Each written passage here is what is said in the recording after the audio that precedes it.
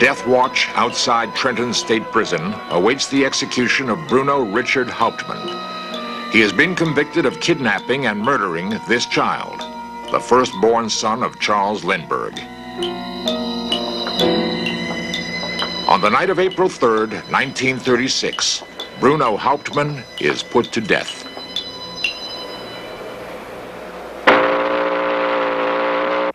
After years of intensive research, a writer named Anthony Scaduto has uncovered startling new evidence that Bruno Hauptmann may not have been guilty of the kidnap or murder of the Lindbergh baby.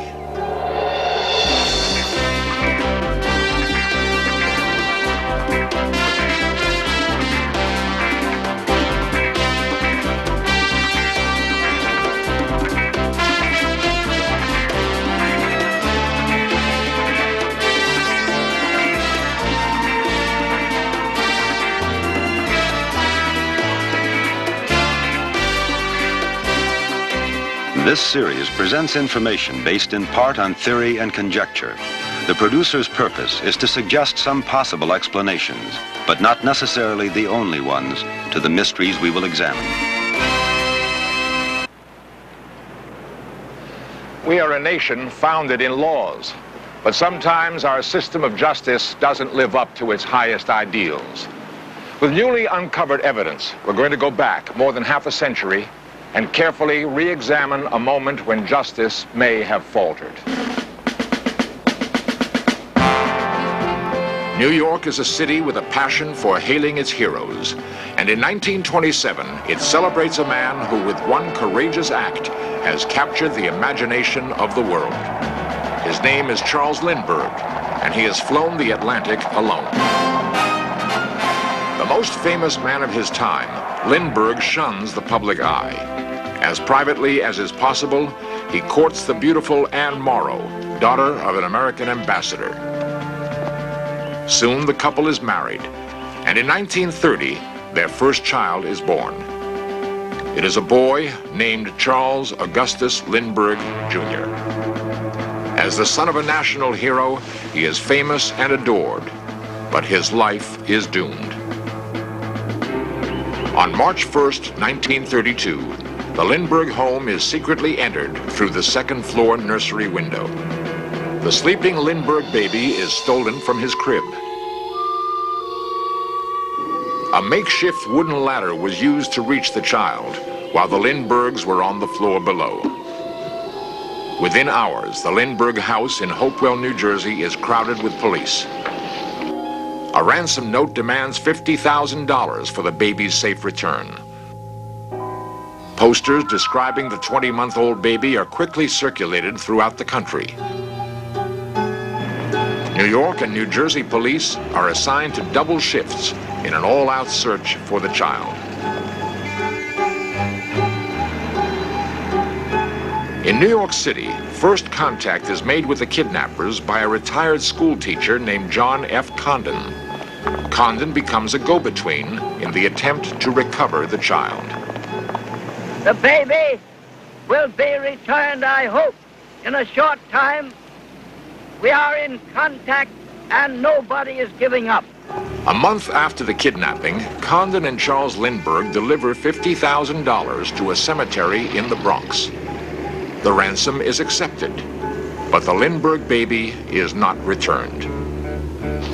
1 month later, near the Lindbergh estate, the baby's body is found. For the next 2.5 years, police and the FBI tried desperately to solve the crime. Marked bills from the ransom money are turning up throughout New York. In September of 1934, one of the ransom bills is spent at a gas station in Manhattan. The man who passed the bill is an immigrant German carpenter named Bruno Richard Hauptmann. Police search his house in the Bronx. In his garage, they find hidden nearly $15,000 of the Lindbergh ransom money. Hauptmann is arrested and taken to the Bronx County Courthouse. Amid a flurry of publicity, he's charged with murder. The long and frustrating search for the kidnapper of Lindbergh's child is finally over. Though the evidence against Hauptmann is totally circumstantial, authorities feel certain they've found their man. Hauptmann is arraigned in New York and extradited to New Jersey for trial. Flemington, New Jersey is a small and quiet town. But on January 2nd, 1935, its normally tranquil courthouse becomes the focus of world attention. Thousands flock to what newspapers call the most sensational trial of the century. Though he hates the publicity, Lindbergh attends on every single day. David Willents heads the prosecution. The noted criminal lawyer, Edward J. Riley, is in charge of Hauptmann's defense. All counsel are prepared. We do not anticipate any adjournments, and we are ready to go. Since the time of his arrest, Hauptmann has claimed to be totally innocent of the charges against him. Now, he must defend himself before a vengeful public and a sensation-seeking press. For Hauptmann's wife, the trial is torture. Judge Thomas Trenchard has allowed cameras in the courtroom so that the world can witness the trial. The ladder used to reach the baby becomes the trial's symbol and a major piece of evidence. An expert claims that it was partly constructed with wood from Hauptmann's attic. A panel of handwriting experts testify that Hauptmann's writing is identical to that in the ransom notes. Initially, Hauptmann seems unperturbed. Now, John F. Condon takes the stand. He tells the court that he handed the Lindbergh ransom money to a tall, thin man with a German accent at a cemetery in the Bronx. The man called himself John. Who is John? John is Bruno Richard Hauptmann. Now, Charles Lindbergh tells the court that it was Hauptmann's voice that he clearly heard on the night that the ransom was paid. Another witness, Amandus Hochmuth, swears he saw Hauptmann near the Lindbergh house on the day before the crime. A host of other eyewitnesses connect Bruno Hauptmann with the ransom money. Hauptmann drove into my station and pulled up to an ethyl pump and asked for 5 gallons of gas. I identified Bruno Richard Hauptmann. I identified Bruno Richard Hauptmann. Bruno Richard Hauptmann was the man who came to the Sheraton Theater and handed me one of the $5 ransom bills. Now, Hauptmann's only real defense lies in his power to convince the court that he did not commit the crime. When he finally takes the stand, his denials are not persuasive. Didn't you lie on the road? Time and time again, didn't you? I did not. You did not? No. All right. When you were arrested with this Lindbergh ransom money, you had a $20 bill. Lindbergh ransom money, did they ask you where you got it? Did they ask you? You did. Did you lie to them or did you tell them the truth? Did you lie to them or did you tell them the truth? I said nothing to them. You lied, didn't you? I did, yes. The trial of Bruno Hauptmann lasts for 31 days. The jury reaches its verdict in little more than 11 hours.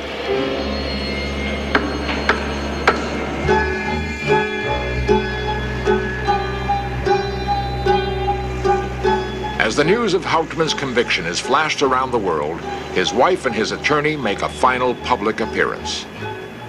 Mrs. Hauptmann, you still believe in the innocence of your husband, don't you? I believe, and I know my husband is innocent. He did not kidnap the Lindbergh baby, and he did not murder the Lindbergh baby. I wish to appeal to the people of the United States to help me. I have no money. I haven't even got money for my sick baby. At New Jersey's Trenton State Prison, Hauptmann waits to die.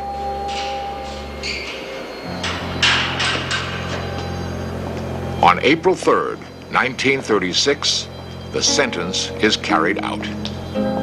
Newsreel cameras at the time recreate Hauptmann's last moments. To the end, he will say he is innocent.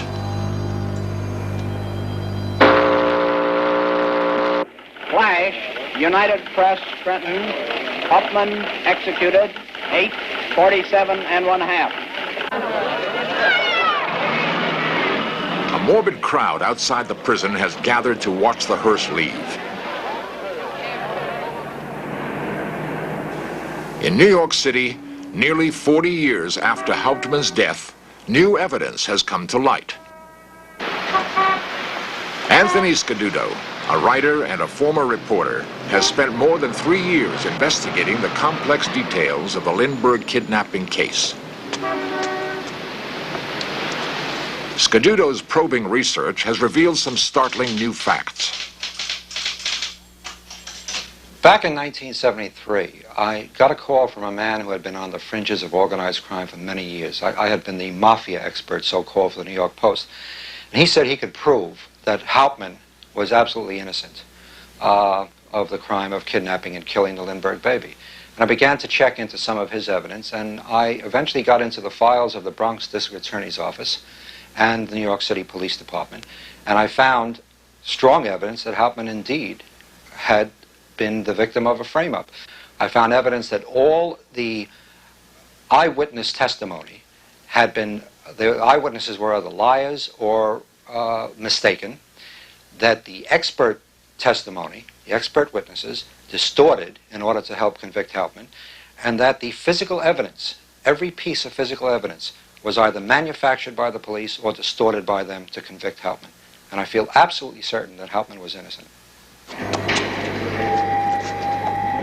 Was Bruno Richard Hauptmann deliberately sent to his death? The old Lindbergh house in Hopewell, New Jersey is today a state home for juvenile delinquents.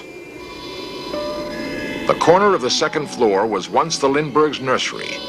The kidnapper entered through this window to reach the sleeping baby. The baby was then carried down this shaky wooden ladder. But did Bruno Hauptmann build it and then steal the Lindbergh child? You never took your children into that bedroom, did you? I never was. You never took that ladder up there either, did you? I even didn't build it. You didn't take that ladder out of your attic either, did you? No, sir. One of the major pieces of physical evidence against Hauptmann was the ladder. The police and prosecution claimed that Hauptmann climbed into his attic, cut a piece of floorboard out of the attic, went back down to his apartment, 2 floors down, back to his garage, in which there was a great deal of lumber, to use this piece of wood to construct the ladder. And an expert witness testified that the grains of wood from the remaining piece in the attic floor matched precisely the rail of the ladder that they claimed Hauptmann took out of the attic.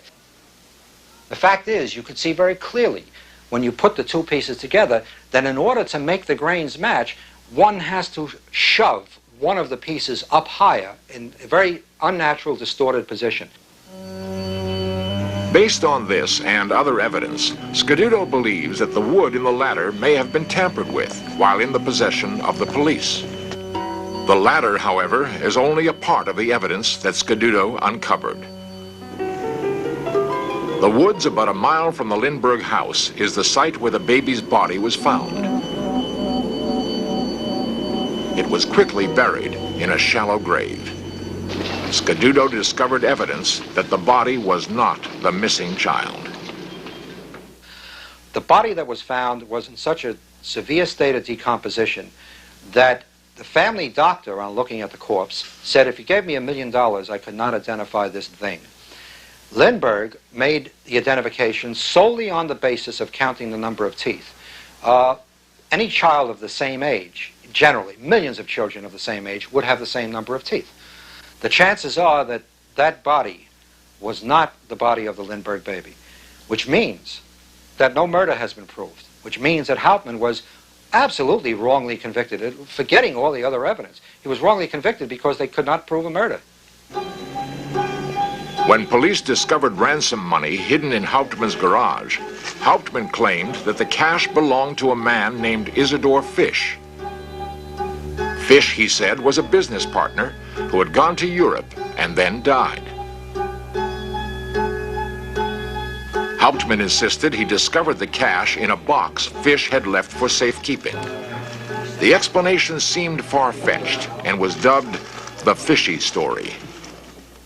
I found in the files of the district attorney's office and the New York City Police Department that evidence to show that Hauptmann and Fish indeed were business partners, evidence that was suppressed to destroy Hauptmann's alibi, to create this fishy story that Hauptmann was telling. Also, evidence that Hauptmann and Fish did not meet until 4 months after the kidnapping, so that there was no possibility that they had been partners even in the kidnapping and seizing of the ransom. All of this was suppressed in order to destroy Hauptmann's alibis. Handwriting played an important role in the conviction of Bruno Hauptmann. The prosecution's chief handwriting expert was Albert Osborne. The physical evidence connecting the writing of all of the Lindbergh ransom notes and the writing signed Hauptmann is, in my opinion, irresistible, unanswerable, and overwhelming. Scaduto learned that the handwriting comparisons were made largely on the basis of numerous forced dictations taken from Hauptmann at police headquarters. Hauptmann's written numbers could never be shown to match those on the ransom notes, and there is evidence of tampering. In 1977, I was contacted by a woman named Hilda Zenglein. She was a defense handwriting expert. She was dismissed because she said that she would get up and testify that the original ransom notes had been tampered with to make them look more like Hauptmann's handwriting.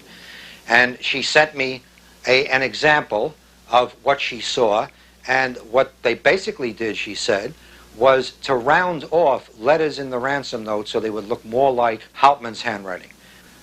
And she said it was very obvious, and she was not permitted to testify. That evidence was never introduced by the defense. During the trial, many witnesses did take the stand to testify against Hauptmann.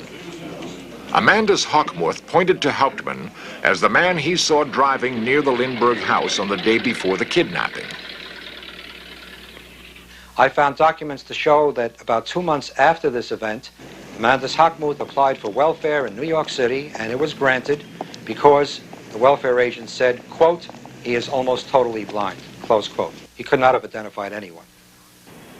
John F. Condon played a major role in the conviction of Bruno Hauptmann. Dr. Condon was a garrulous old man who very, very honestly wanted to help recover the Lindbergh child. And he injected himself into the case and was accepted as an intermediary. When Hauptmann was arrested, Condon was asked to identify him to see whether Hauptmann was the man to whom Condon had passed the ransom money. After looking at Hauptmann and even talking with him and shaking his hand, Condon stepped out of the identification room and told police and the FBI agents that he could not identify this man. He said, this is not the man. Condon would not identify Hauptmann until 2 or 3 weeks before the trial. In the interim, he had been coerced by the police. 1, he was threatened with violence, and 2, he was threatened with arrest as an accomplice if he would not identify Hauptmann. Hauptmann was also identified by Charles Lindbergh himself. In the atmosphere of the trial, the testimony was damning. Lindbergh identified Hauptmann's voice as the voice he heard in the cemetery almost 2.5 years before, speaking only 2 words, hey doctor. And that identification cinched it in the jury's mind at the very early stages. The juries later told reporters that when they heard Lindbergh say that it was Hauptmann's voice that spoke those words the night the ransom was passed, they were convinced Hauptmann was guilty. The thing is that Lindbergh, after Hauptmann's arrest, heard Hauptmann speak those words again in the Bronx District Attorney's office, and for a full week he could not make up his mind. Not until the police had relayed to him all the evidence that they had compiled against Hauptmann, much of which I've later found has been tampered with, manufactured. All that evidence was given to Lindbergh as the reason that Hauptmann was indeed the kidnapper. And only after that did Lindbergh say, right, I'll identify his voice. And he did at the trial. Was Bruno Hauptmann really guilty of the kidnap and murder of the Lindbergh child? For Anthony Scaduto, the answer is clear. At best, Hauptmann's role, and I feel this strongly, was that he had no connection in any way with the kidnapping nor with the extortion. That his greatest part in it was to have taken the box full of money from Isidore Fish, not knowing it was money, not discovering it was money until months after he learned Fish had died in Germany. At worst, he could have been the receiver of stolen goods. That is, he could have known that this box actually contained money and that it contained hot money. I think what happened is, once they found Hauptmann in possession of the $15,000 in ransom money, they believed firmly that he was the guilty party.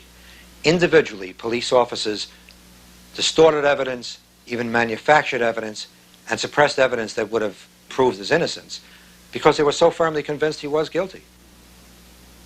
And they sent him to the electric chair.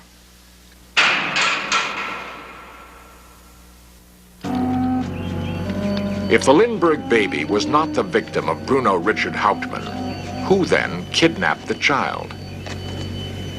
Without any real conclusive evidence, because I have not been able to get into the files of the New Jersey State Police, I feel rather strongly that Isidore Fish had some role in it. Perhaps as the kidnapper, perhaps simply as the extortionist. And it could have been two different plots. But Isidore Fish had been a swindler. He was involved with underworld figures. And he had been seen in the area of the Lindbergh home weeks, days, months perhaps before the kidnapping. Also that Isidore Fish was known to have had business dealings and personal friends in the area of the Lindbergh home in the Sauerland Mountains.